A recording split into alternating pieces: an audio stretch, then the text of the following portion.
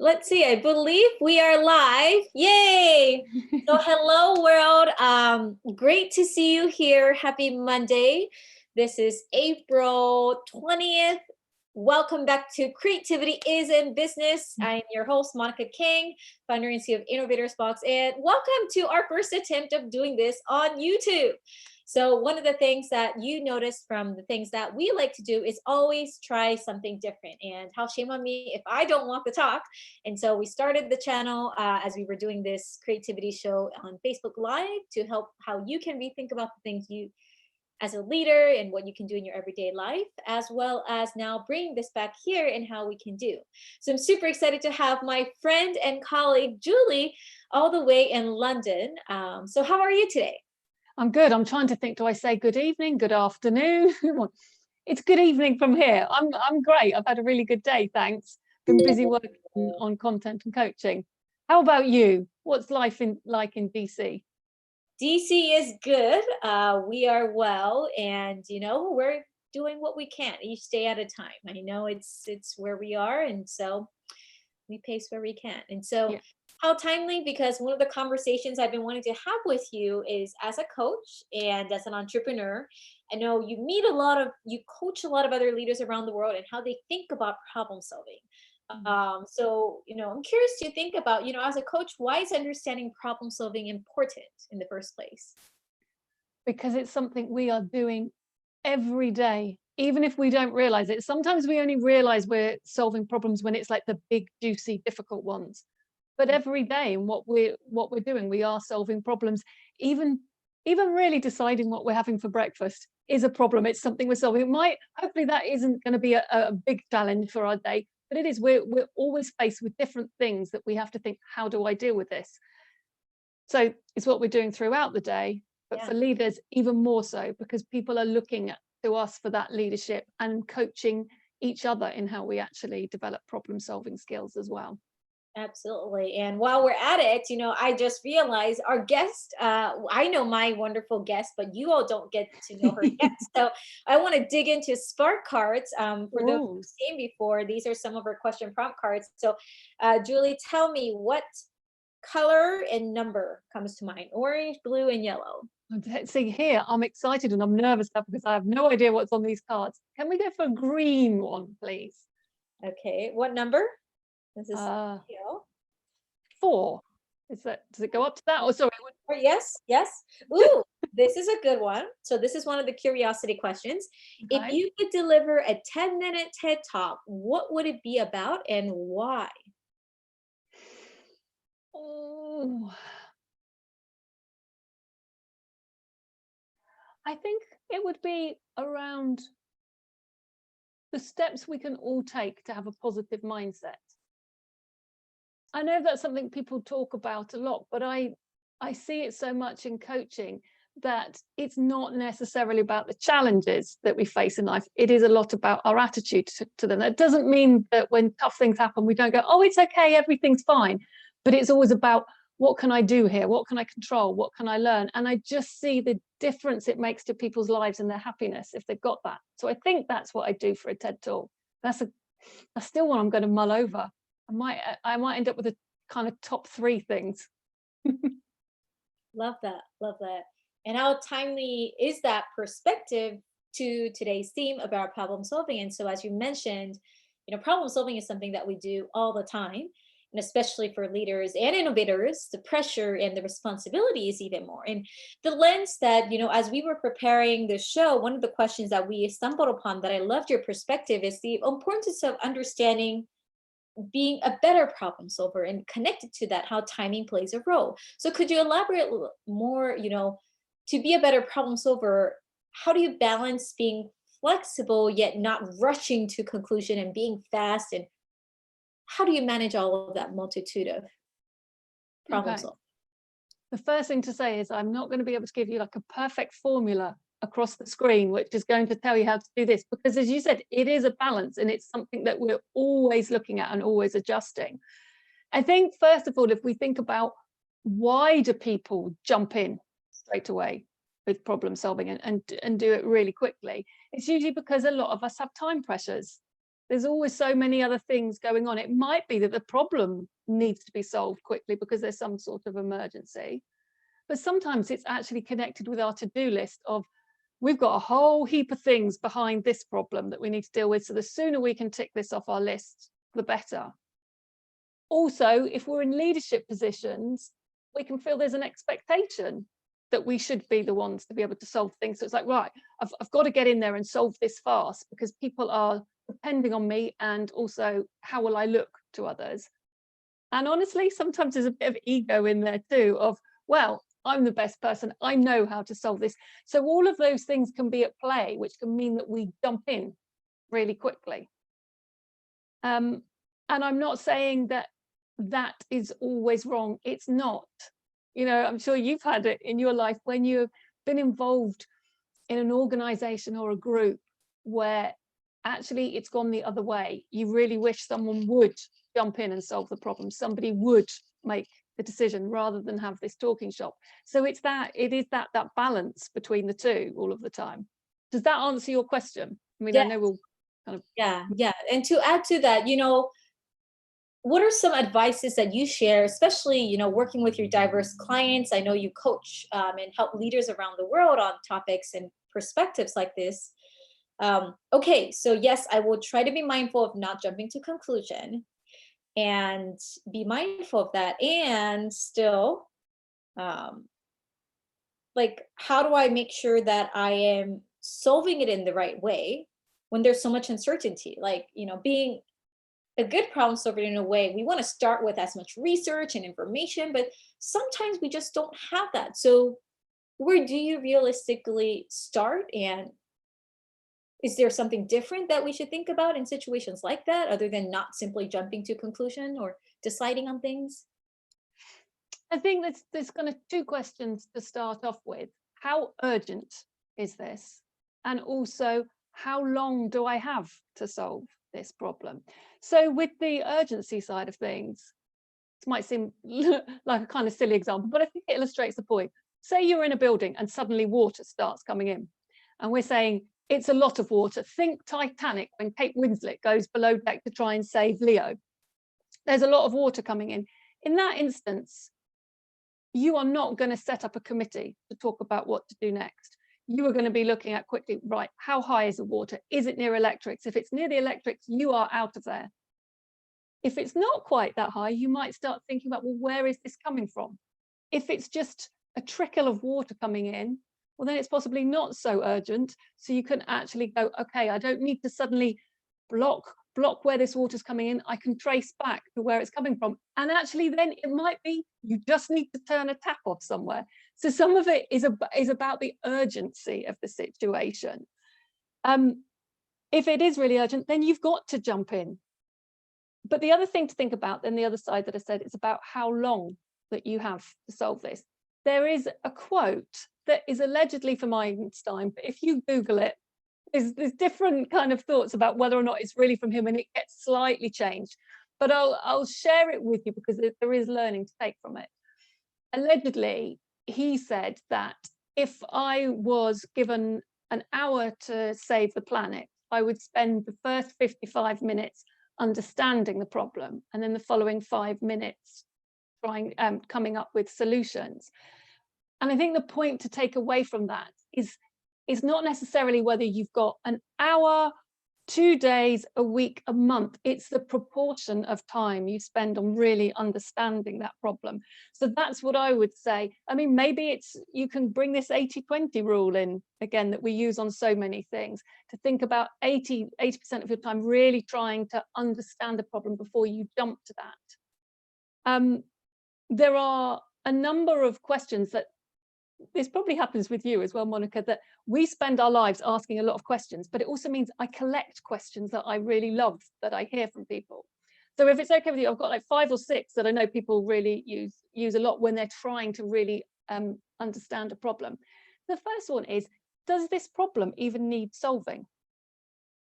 Because sometimes just because a problem is presented to us, particularly as leaders, we think, oh, we've got to solve it. It comes back to that thing of, this is what's expected of me. But some problems actually aren't that important. Think about, what is the impact if I don't solve this? Is it actually that important? Does it need to be solved? or will actually it just kind of fix itself or disappear into the background? The other one that we've already kind of touched upon a bit is, what assumptions are we making? We all do it because it serves us very well quite often in life, but we can assume what the cause of a problem is, what the actual problem is, and what we should do about it. So I know a lot of people use that and will document down what assumptions are we making. Sometimes you've got to work with those assumptions, but it's really important to acknowledge what they are. And also then, what familiar patterns of thought or ways of responding to this are we following? And I read something recently. It's a book by Matthew E. May, and I jotted down the title because it's quite a long title. So it's Winning the Brain Game, 7 Flaws of Thinking. And in it, he talks about an example in a workshop where it was LA Police Department bomb technicians. And they were given a different problem to solve. And what it was that it was like quite a nice health club. And because it was a nice health club, in the showers, they had fancy shampoo. And the fancy shampoo started getting legs and walking the way bathroom robes often do in hotels. So they were tasked with, what can you do about this? And they came up with all these sorts of solutions because of their way of thinking. They got kind of complex contraptions so that you couldn't remove it. They said, well, maybe you'd have to go to reception desk and ask every time you wanted it. Now imagine that if you're paying a lot for a health club, do you want to be going to ask shampoo each time you need it? Or they even said things like, we could check people's bags. Again, that's not going to go down so well. They struggled to come up with a solution. Now they're used to working in pressurized environments to problem solve. But actually a solution that came from one of the people who actually worked in the health centre was, you just take the tops off the bottles and remove the caps. Because if you think about it, if you were tempted to take one of those bottles home, are you going to be tempted if there's no lid on it? That's quite a different challenge. So again, it's the thing, because their world was a lot about crime and a lot about high stakes and putting contraptions in place, that's where they immediately went. So it's that thing again of what familiar patterns are we following? And then I've just got 2 more. So one is, how do we know whether this is the problem or the symptom of a bigger problem? And another one is, who can give us another perspective on this? So there's another thing that I read recently, and please don't ask me which book this is from because it's gone completely from my mind. But it was about the way you frame a question. So it was a car plant, and they asked all of their staff a question along the lines of, how do we optimize efficiencies in the way we produce automobiles? Well, they got crickets and tumbleweed back from that question. But when it was asked in another way of, what gets in the way of you doing your job, then suddenly people were able to answer it. So it's another thing there about getting different perspectives, but thinking how you frame the question. So those are kind of like my favorite ones that I've collected from people. So I will share those with you, and people can jot them down or re-listen to the recording and actually use them themselves when they're problem solving. Julie, thank you. Thank you so much. And for those who are tuning in right now, just to recap some of them, what I heard was the power of reframing, the power of not assuming, or assuming that you always don't have the full picture, and the power of curiosity, and the power of even just asking questions and taking the time to reflect and pause, to even think and make space for those questions. And what I love about is the reminder that it's more important to spend time even asking and wondering on those questions, less so of getting to the conclusion, because it's the journey to the question that is the highlight, not just the end of it. And it reminds me kind of, especially in my previous work in nuclear weapon security, one of the things we speak a lot about in that nuclear world was, and especially in culture and leadership too, but nuclear, we talk about, it's really important to not assume how, when something was found as radioactive material, to assume that, okay, well, it says it's made in X country. Is it actually made from there? Or is it, quote, quote, positioned that it's made, but actually smuggled by somebody else? Somebody else called in, somebody actually requested that to be sent to a certain country. And so there's a lot behind the scene.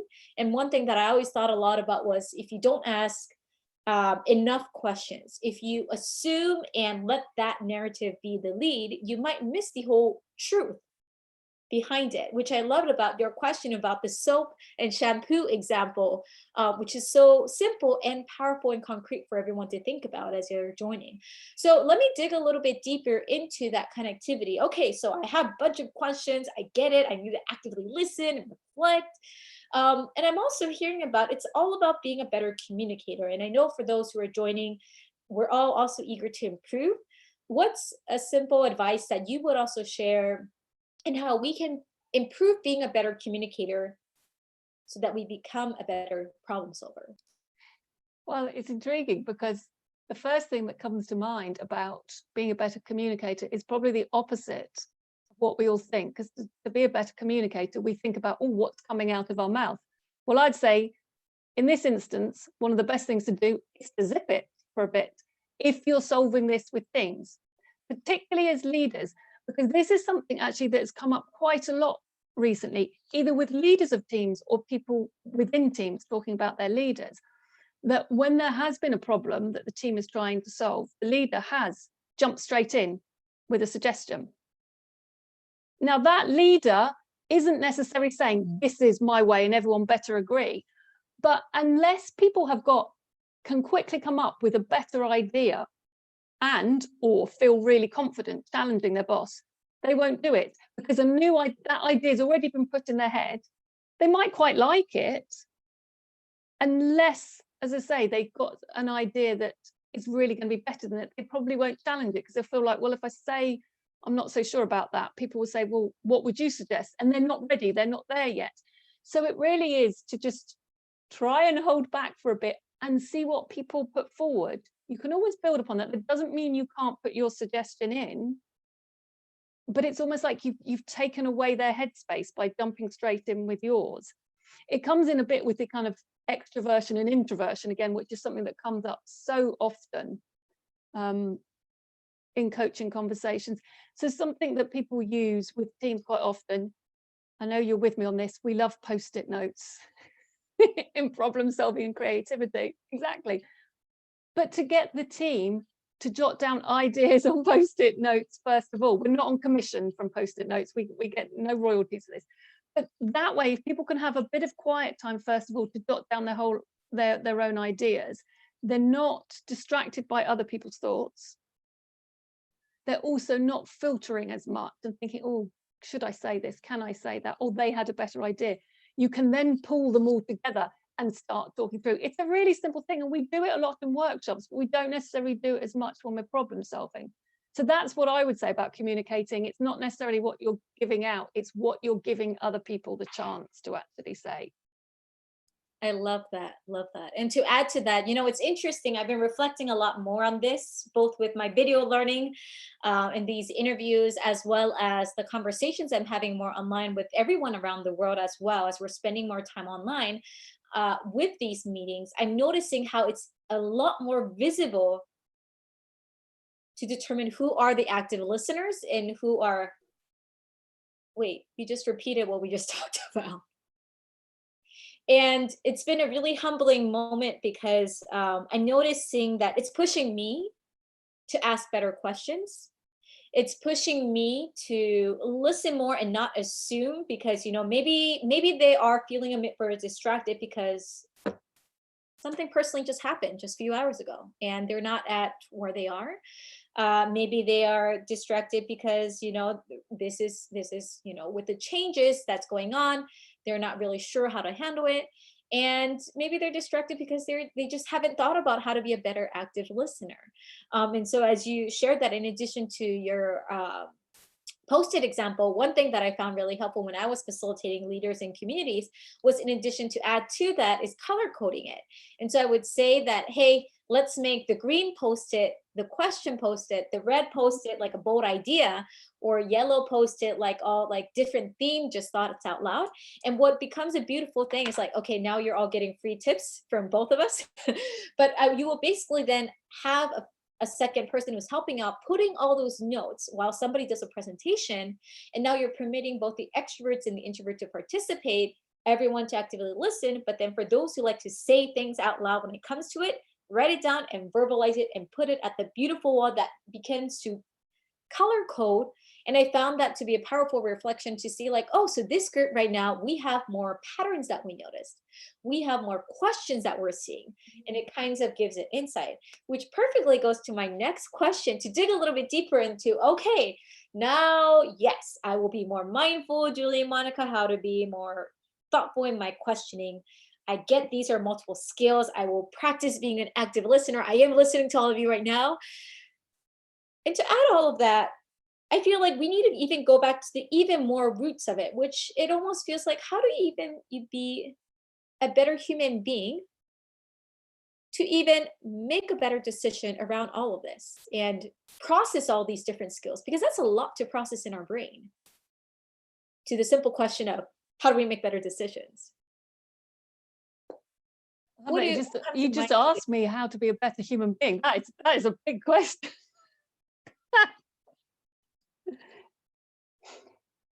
So are you thinking about what do we need to do to have that moment? Well, I guess trying to all these different skills that we need to dig deeper. It's a lot for leaders who are like just learning how to process through that. There's moments when we get stuck. There's a moment where we're still not sure what to do next. For me, I guess in my head, that means like, going back to the elements of being a better human being, but maybe the question more than is, if you get stuck, you don't know what to do next with it, but you have to problem solve it. What do you do? Yes, there's active listening. Yes, there all of it, but is there a starting point so that you don't get overwhelmed? So you gather what data you can. We know that, and you're never going to get every bit of information, and that might be hard data of statistics. It might be getting people's different perspectives.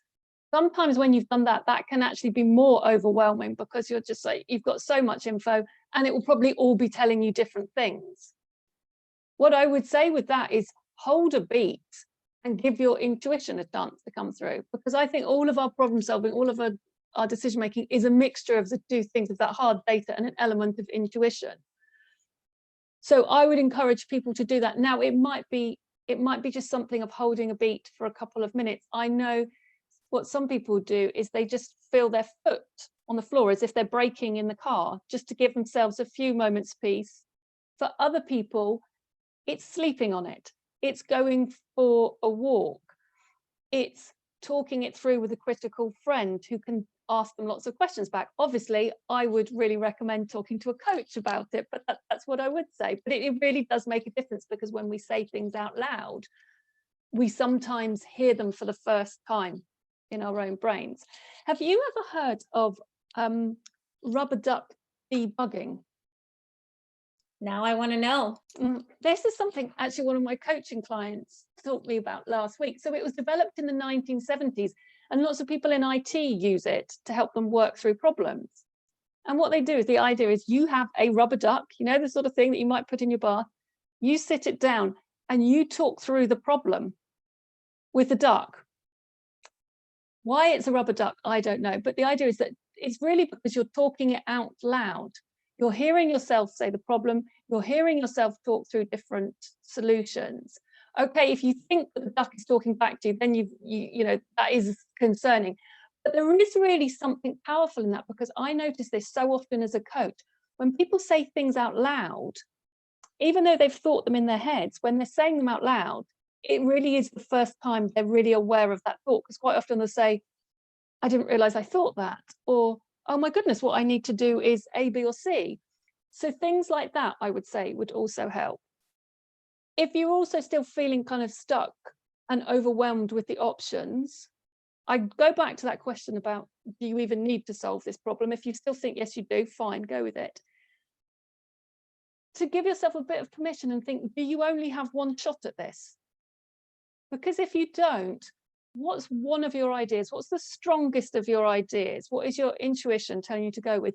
So what's the first step you could take from that to test the water? Or to also say to yourself, at what point will no solution be worse than an imperfect one? Because sometimes that can be quite freeing, and people go, "Oh, I've got to have a perfect answer." Yeah, but if you wait for that, you could do more harm than good. And also to ask yourself, how important will this decision be in, say, 6 months' time, 12 months' time? Because again, it can take a bit of the pressure off of ourselves. Sometimes we feel that a problem is so huge and it's going to have so much impact, and maybe it's not as big, and that can actually help us go, do you know what? I've got a solution. I don't know if it's perfect, but I'm going to go with it. It gives us a bit more confidence for it. Love that. Love that.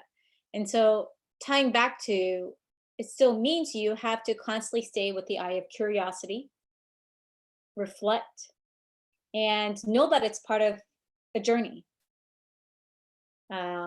Thank you, Julie, so much. Is there any books, resources, places that you recommend folks can go to continue their learning? I know people always like to hack and get things better. Do you have any tips on where they can start? Oh, I'm trying to think. I'm absolutely appalling for remembering the titles of books. So what I will do is, can we put comments underneath this in YouTube? Absolutely. Let me get 2 or 3 for that, because as you know from one of the stories, like the car plant, I remember the story, then I'm like, oh, where was that from? So I'll think of that and I'll send some to you to put underneath the video. Love it. Love it. Well, Julie, is there any other closing thoughts in where guests and folks who are joining right now think a little bit more about, maybe a final question that you would like to share as a gift? I think from our conversation and listening to you summarizing back, thank you so much for that. The word that's just sticking in my head is about assumptions. So I think if people take away only one thing from this session, and I hope you'll take away more, but if you take away only one thing, it's to ask yourself, what are my assumptions here? What am I assuming? Because I think that alone can be enough just to give you that slight pause to make sure you're not doing the kind of knee-jerk jump into a solution. Love that. Love that. And thank you for sharing that.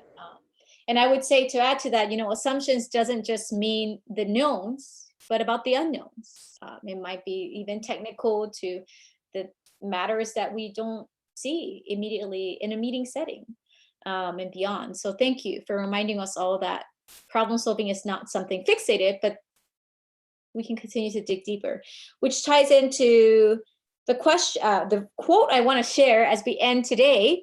I've been sharing quotes at the end of our sessions to kind of think about in a reflective way, which is "Creativity takes courage" by Henry Matisse. And I would say being a creative problem solver takes even more courage, because you're doing everything that we talked about and constantly trying to make sure, how do you do this differently? And that's one of the things I really respected with Julie, and asked her if she can join to challenge us all in the reframing of our thinking. Again, as you all have been hearing, creativity is beyond just the arts. It's the mean of, how do we think differently? How do we have the courage to think differently? How do we have the courage to actively listen? How do we have the space to reflect and not assume the way things are? And so thank you all very much for joining. Julie, we're so happy you are here. And thank you all, friends, for tuning in. We will be back again for the show at Creativity is in Business tomorrow with another guest. And we'll learn about actually how game addiction impacts and what's something that we can learn from that perspective about what we can be as a leader. So thank you very much, Julie. Thank you. Bye.